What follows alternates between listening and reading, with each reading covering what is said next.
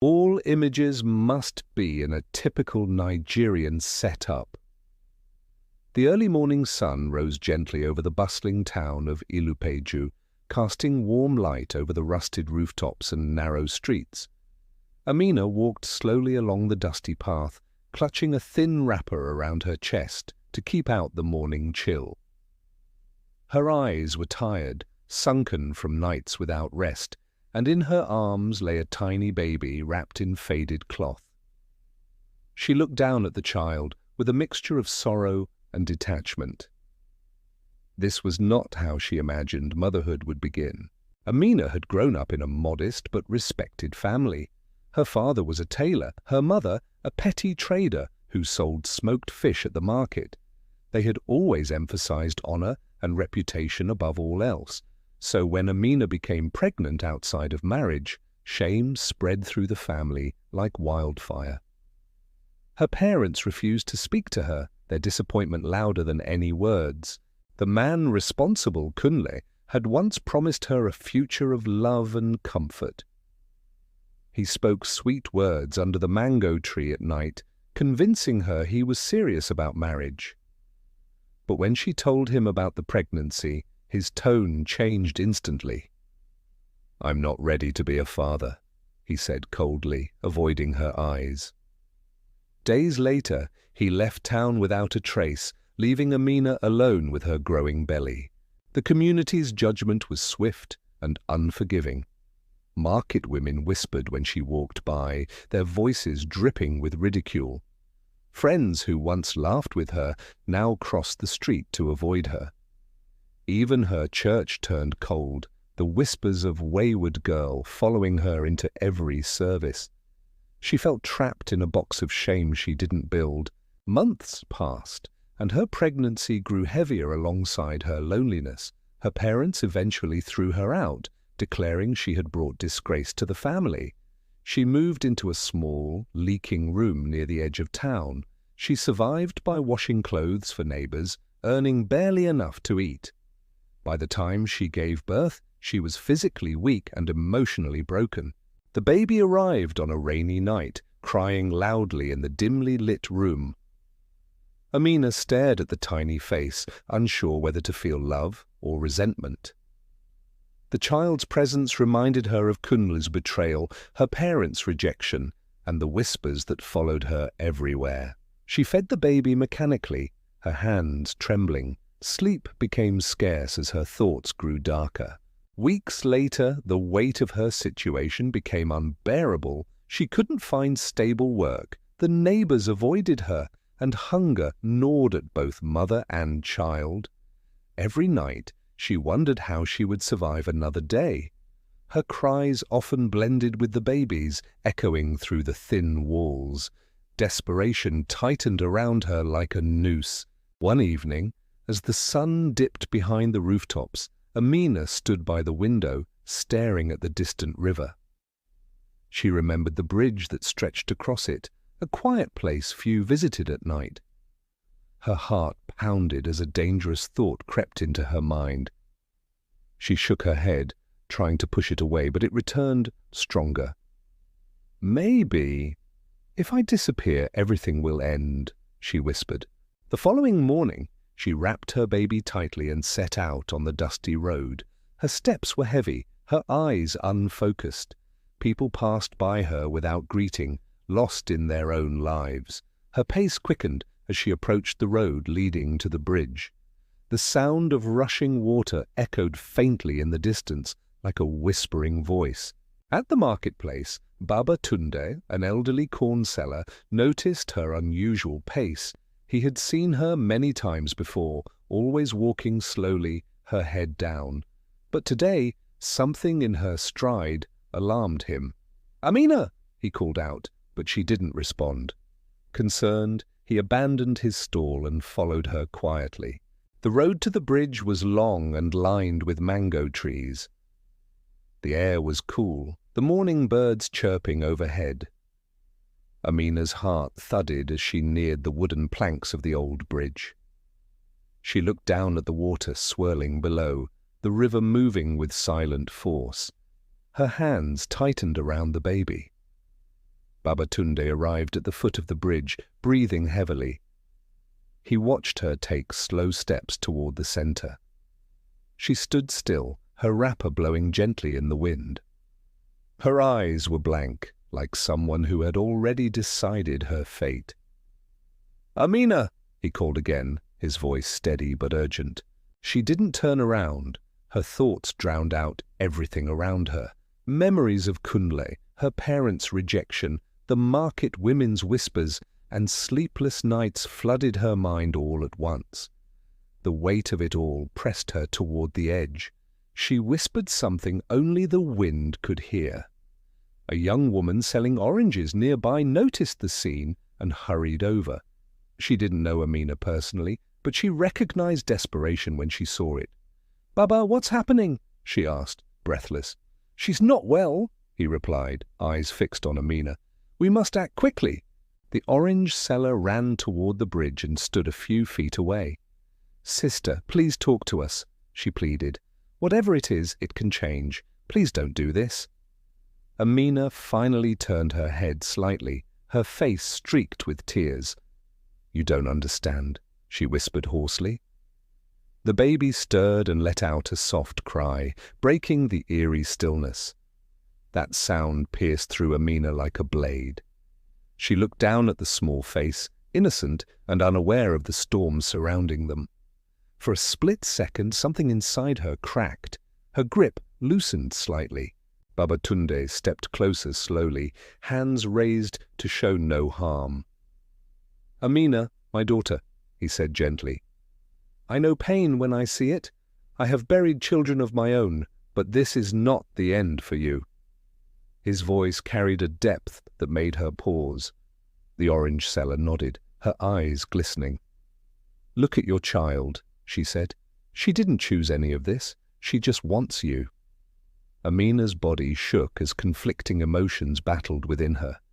Tears rolled down her cheeks freely now. She whispered, "I can't do this anymore." Babatunde moved closer, carefully bridging the gap. "Then don't," he said softly. "Give me the baby. Come away from that edge." His words were not commands but invitations, filled with warmth. Amina stared at him, uncertain. The sound of the rushing river below grew louder in her ears. The young woman extended her arms too, stepping forward. "You're not alone," she said. "Please, sister."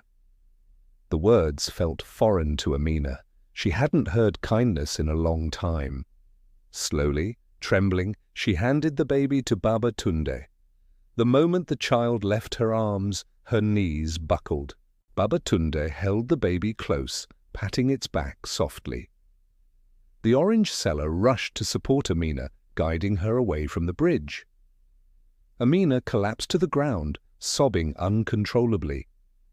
It wasn't the quiet crying of before, it was raw, loud, and aching. People from nearby gathered, watching with mixed emotions. Someone called the authorities, and soon a police truck arrived. They approached carefully, not to frighten her further. Babatunde explained what had happened as best as he could. The officers spoke kindly, offering to take her and the baby to a safe place. Amina didn't resist. She simply sat there, spent. As they helped her into the vehicle, she looked out at the river one last time. It flowed on as if nothing had happened. But inside her, something had shifted. She didn't know what tomorrow would bring, but she had taken a step away from the edge. The baby lay safe in Babatunde's arms, sleeping peacefully. The truck drove off, leaving the murmuring crowd behind. Some people whispered judgment, others shook their heads with pity. But Babatunde and the orange seller exchanged a look of quiet relief. They had witnessed something fragile and powerful unfold. Neither of them would forget that morning any time soon. The police vehicle rumbled along the narrow road as Amina stared blankly through the dusty window. Her baby lay quietly in the arms of the orange seller beside her, wrapped securely in a soft shawl. The rhythmic sound of the engine was strangely calming after the chaos on the bridge. She still couldn't fully comprehend what had just happened. All she knew was that something inside her had cracked open. They arrived at a small community health center on the outskirts of town. The walls were faded, but the air inside was gentle and warm. Nurses approached with soft voices, offering food and water. A social worker named Sister Ngozi introduced herself, her eyes kind but firm. "You are safe here," she said, "and we will help you." They gave Amina a clean room with a small bed. For the first time in months, she lay down without fear of the leaking roof or neighbors' whispers. She held her baby close, inhaling the soft scent of new life. The baby cooed softly, unaware of the storm that had almost consumed them both. Amina cried quietly, this time not out of despair but out of a fragile relief. In the days that followed, Sister Ngozi visited her often.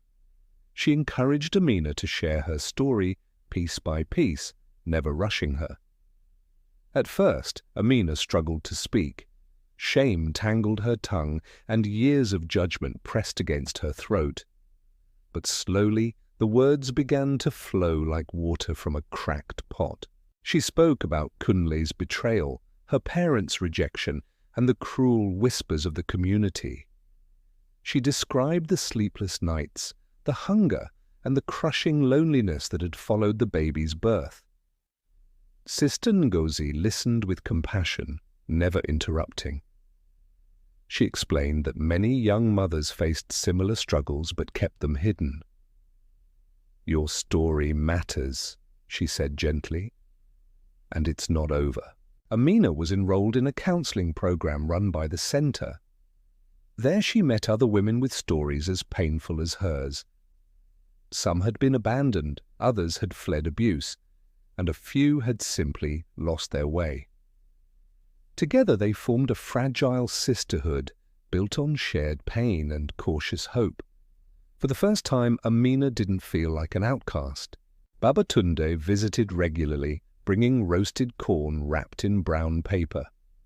He always greeted her with a warm smile, as though she were his own daughter. "I told you, my child," he said one afternoon. "Life can break us, but it can also build us again." His visits became a source of comfort, grounding her in kindness. The orange seller, whose name Amina learned was Halima, also became a regular face. She brought fresh fruits and spent time chatting about everyday life. She never treated Amina like someone fragile or broken, just another woman finding her way. "People will talk," Halima said one day, "but their words don't define you. You get to write the rest of your story." As weeks turned into months, Amina grew stronger.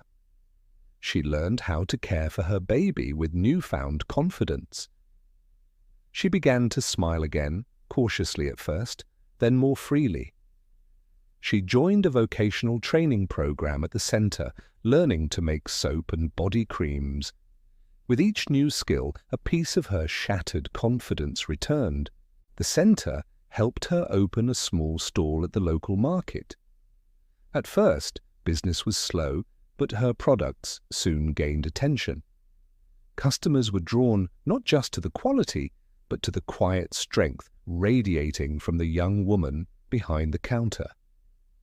She greeted everyone politely, with her baby wrapped on her back. Slowly, her life began to rebuild. One afternoon, as she walked past the bridge carrying a basket of soap, she stopped. The river below flowed steadily, just as it had that fateful morning. She stood there for a long time, her baby cooing softly on her back. Instead of fear, she felt gratitude rise within her chest. That bridge no longer symbolized despair. It marked the turning point of her life. The community began to see her differently. People who had once whispered behind her back now greeted her with nods of respect. Some apologized quietly, while others supported her stall. Her transformation became a quiet lesson for many young women facing similar struggles, Without realizing it, Amina had become a beacon of resilience.